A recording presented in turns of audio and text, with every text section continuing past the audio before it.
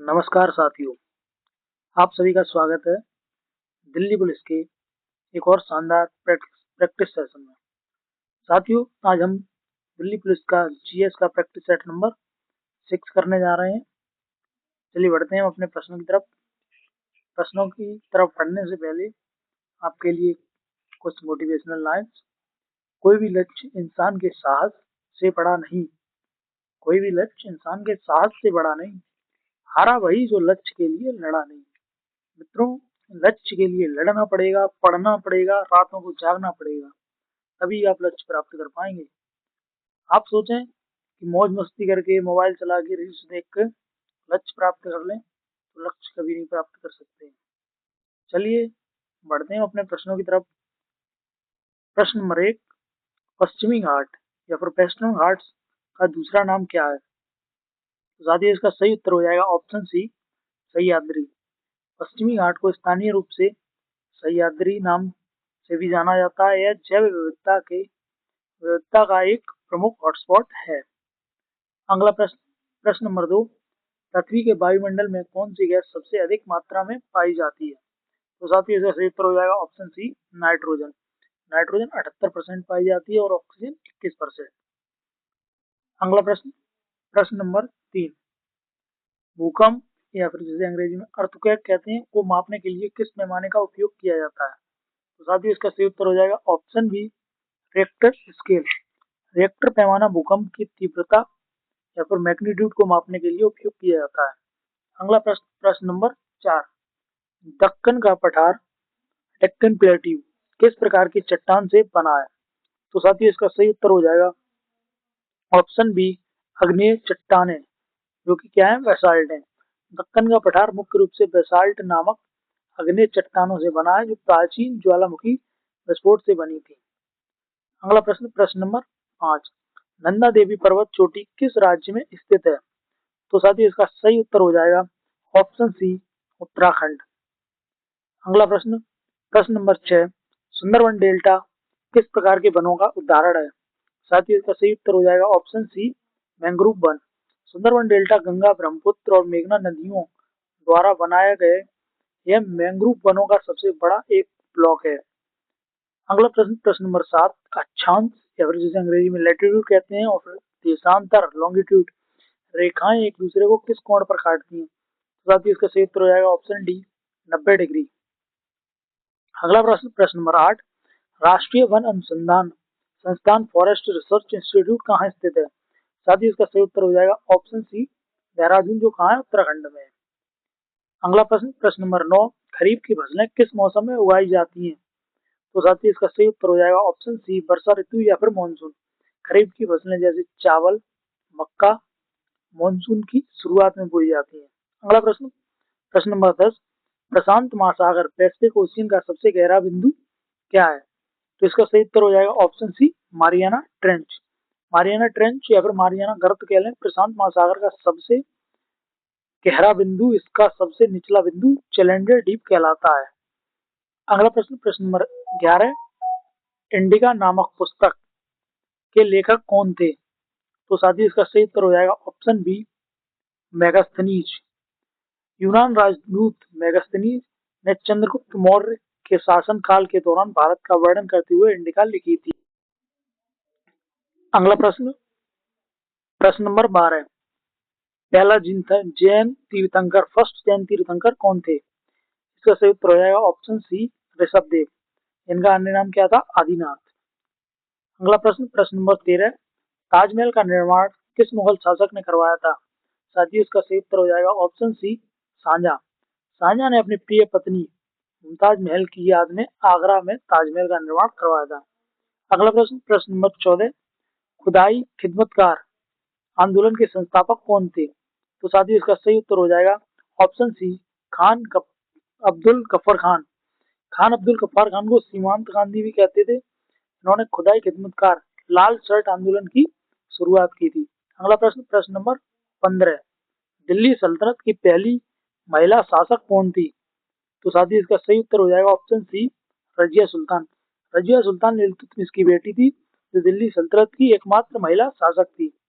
अगला प्रश्न, प्रश्न नंबर 16, भरतनाट्यम किस राज्य का शास्त्रीय नृत्य है? तो साथियों इसका सही उत्तर हो जाएगा ऑप्शन डी, तमिलनाडु।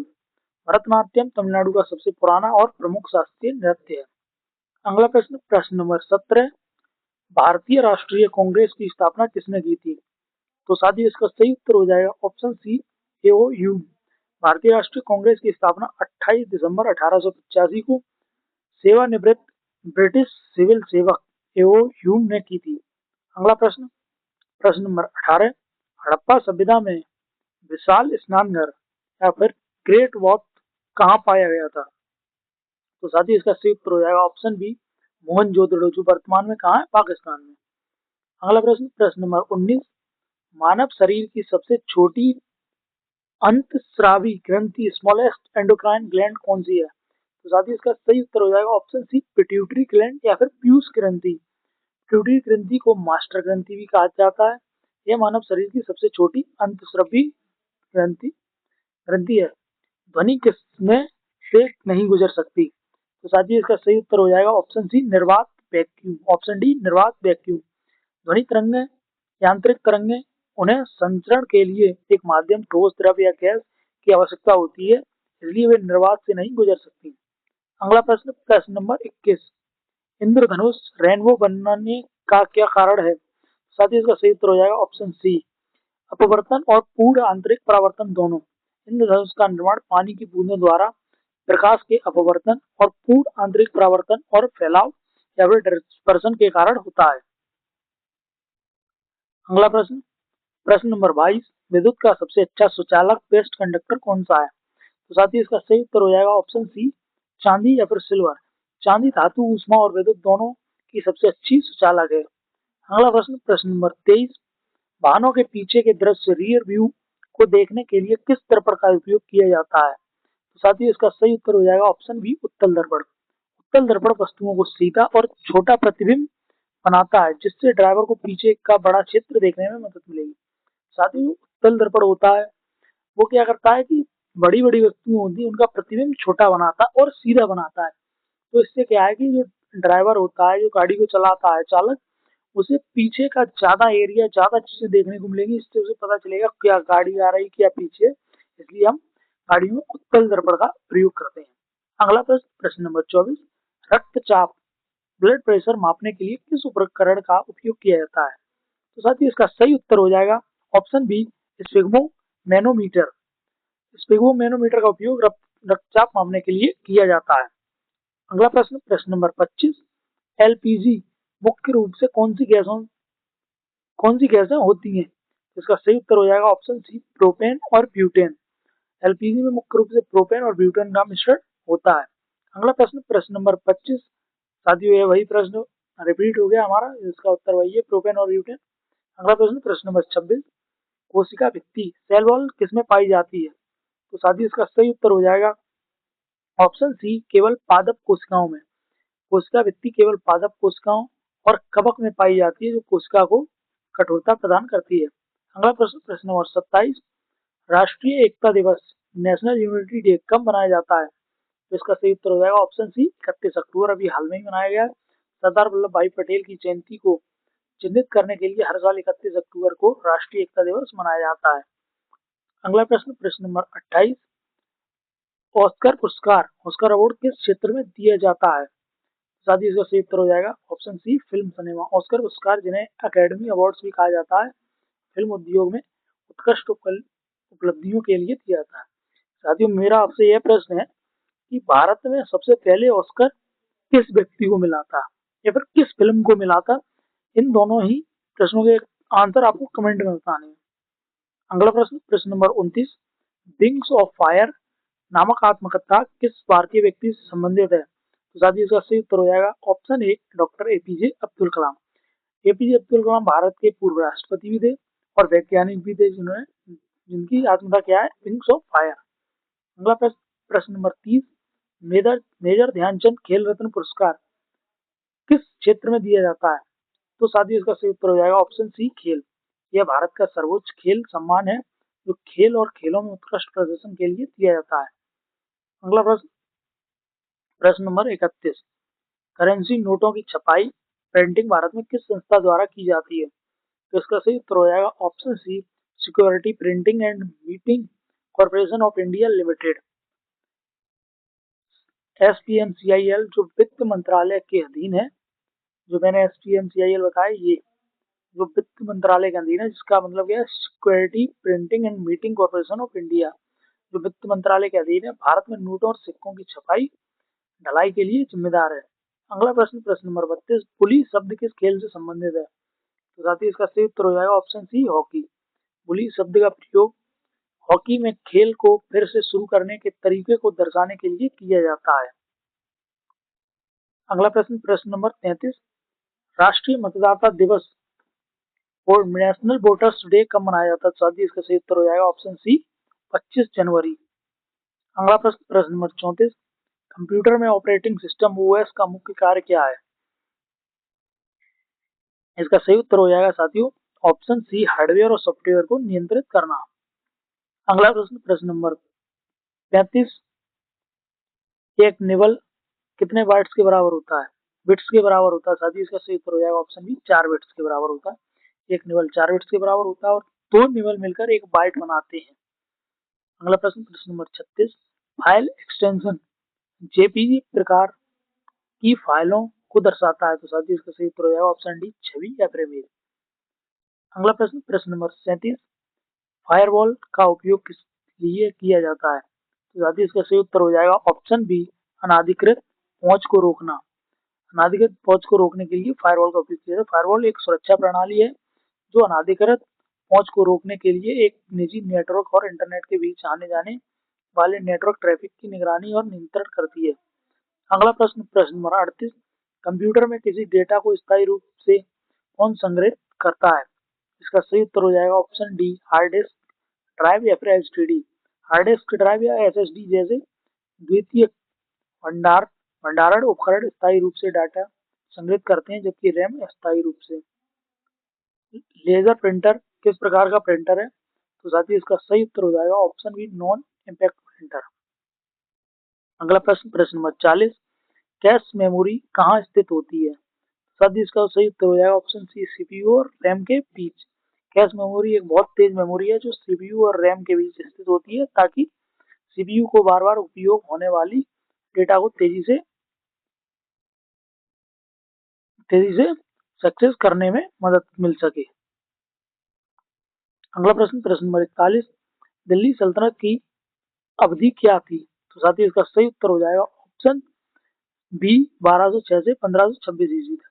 दिल्ली सल्तनत की अवधि 1206 ईस्वी में कुतुबुद्दीन ऐबक शासक थे से शुरू होकर 1526 ईस्वी में इब्राहिम लोदी शासक था, इसकी हार तक चली। कुतुबुद्दीन ऐबक के शासनकाल से गुलाम वंश शुरुआत हुआ था। अगला प्रश्न, प्रश्न नंबर 42, रोलेट एक्ट किस वर्ष पारित किया गया? इसका सही उत्तर हो जाएगा ऑप्शन बी, 1919। रोलेट एक्ट को 1919 में पारित किया गया था, जिसे काला कानून भी कहा जाता था। अगला प्रश्न, प्रश्न नंबर 43, हम्पी किस नदी के तट पर स्थित है? इसका सही उत्तर हो जाएगा साथियों सी, तुंगभद्रा। हम्पी विजयनगर साम्राज्य की राजधानी थी, तुंगभद्रा नदी के तट पर स्थित है। अगला प्रश्न, प्रश्न नंबर 44, मानव विकास सूचकांक HDI किसके द्वारा प्रकाशित किया जाता है? Human development index. साथ ही इसका सही उत्तर हो जाएगा ऑप्शन सी, संयुक्त राष्ट्र विकास कार्यक्रम मानव विकास सूचकांक HDI UNDP, United Nation development programme द्वारा जारी किया जाता है, जो स्वास्थ्य, शिक्षा और जीवन स्तर पर आधारित है। अगला प्रश्न, प्रश्न नंबर 45, कोल किस प्रकार का संसाधन है? साथ ही इसका सही उत्तर हो जाएगा ऑप्शन बी, गैर नवीकरणीय। कोयला एक जीवाश्म ईंधन है जो सीमित मात्रा में उपलब्ध है और बनने में करोड़ों साल लगते हैं, इसलिए यह गैर नवीकरणीय है। अगला प्रश्न, प्रश्न नंबर 46, राष्ट्रमंडल खेल कॉमनवेल्थ गेम 2026 कहाँ आयोजित होने वाले थे लेकिन बाद में स्थगित कर दिए गए? इसका सही उत्तर हो जाएगा ऑप्शन डी, विक्टोरिया ऑस्ट्रेलिया में होने वाले थे, फिर उन्हें स्थगित कर दिया। 2026 राष्ट्रमंडल खेल मूल रूप से विक्टोरिया ऑस्ट्रेलिया में आयोजित होने वाले थे, लेकिन मेजबान ने लागत के कारण इसे वापस ले लिया। अगला प्रश्न, प्रश्न नंबर 47, अंतर्राष्ट्रीय सौर गठबंधन ISA का मुख्यालय कहाँ स्थित है? इसका सही उत्तर हो जाएगा साथियों option D, Gurugram, Bharat. ISA का मुख्यालय गुरुग्राम हरियाणा, जो कि भारत में है, स्थित है। यह और यह यूएन के बाहर स्थित पहला अंतर्राष्ट्रीय संधि आधारित संगठन है।